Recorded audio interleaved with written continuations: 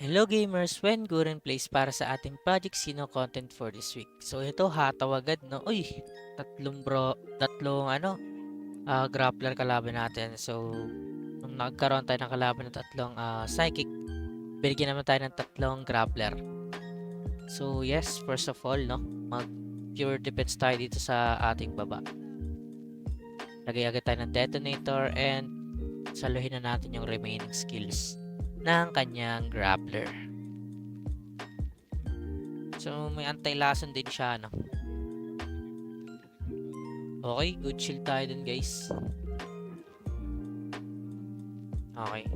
Alam niya na agad yung uunahin niya. Buti na lang na may magnetic agad tayo.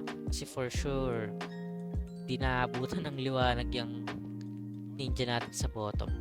So, ito, lason lang tayo ng lason.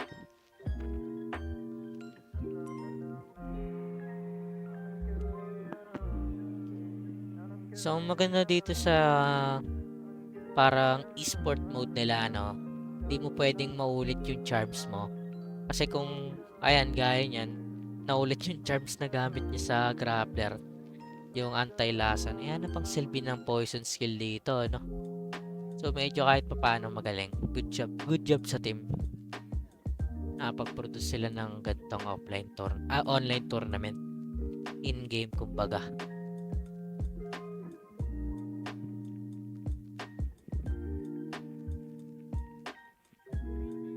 Kaya pwedeng improvement dito. Cheerdal. Di ko alam kung nagpapatong yung buff ng Cheerdal, I'm not sure. Di ako sure. Or baka hindi talaga. Kasi kung magpapatong man yan talagang OP niyan, uy. Wag naman. So, lason lang tayo ng lason, guys. Ito muna. Para umikot yung Konohagakure. Kasi wala pa naman tayong ultimate. Pwede pa natin yan magamit later, no? Mga turn 5 siguro or turn 4. Good shield, guys. Good shield. Isa lang yung mai-hit niya. Napag-Konohagakure din tayo. Pag-miss yung tira niya. Kung sa baba siya tumira. Ayun. Aura Knuckle, miss. Heartbreak, no? Tanggal energy na natin dun, guys. Ayun, ang ganda ng bigay. Pero, mamimili lang tayo dyan. Siyempre, wala tayong energy. Inubos niya. Ayan. Next turn, pwede natin ulit gawin yan. Ang ganda ng rotation ng cards natin.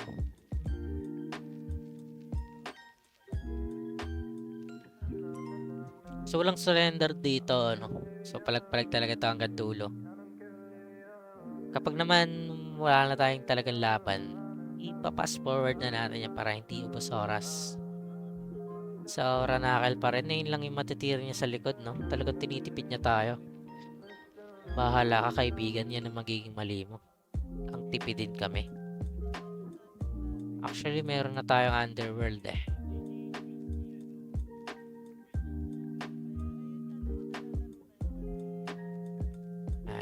Underworld tayo.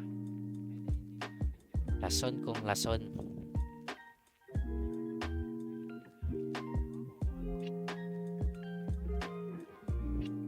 Grabe ng stock yun, no? Okay, patay na. Paalam na tayo sa ating good stun, guys. Ganda nun. Ganda ng pagka-stun niya. So, wala tayong pakialam. May isa pa tayong detonator. Wala na tayong mag-poison. Kailangan na natin bawasan tong grappler niya sa front. Kasi since wala tong poison, mahirapan tayo kasi mababalang damage output ng Raging Flame. Ayan na. Ayan na. Critical ba to? Okay, hindi. Buti na lang. Patay na isa niyang grappler. Sudden death.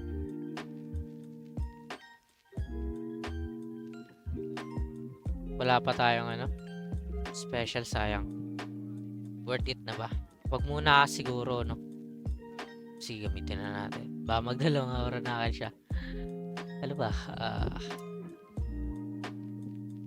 Gamitin na natin.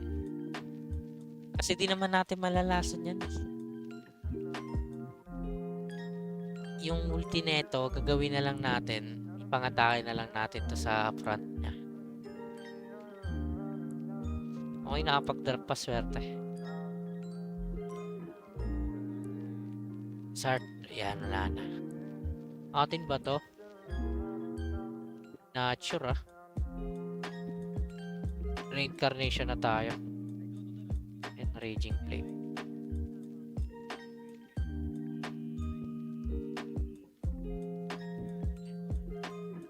Ay! Mali tayo. Akala natin yung yung isa yung Reincarnation. Mali. Poison bomb pala yan. So wala rin silbi. So tinantay na lang natin yung yung Konohagakure.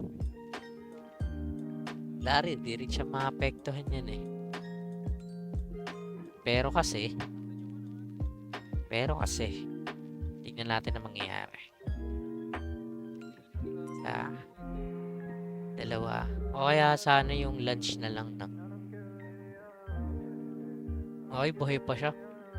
Okay, makasurvive tayo this round. Makasurvive pa tayo. Yun lang, tropa. Panalo tayo, Good game, paring sick. Di ko na to papatagalin. GG's na to. Wala na. Wala ka na, idol. Wala ka ng ultimate. And that's it for this grind. Like, follow, and subscribe para maging updated kayo sa Project Sino contents. Comment kayo kung ano ang gusto ninyong i-upload ko at susubukan natin pagbigyan kayo.